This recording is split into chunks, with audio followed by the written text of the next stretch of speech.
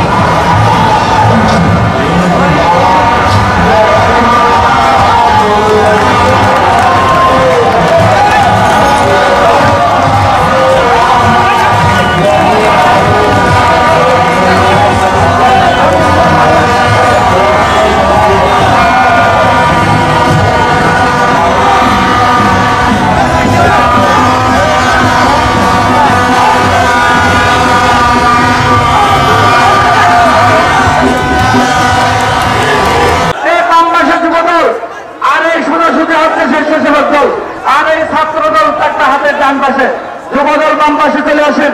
সবাই সুন্দর সুচিত্র ভাবে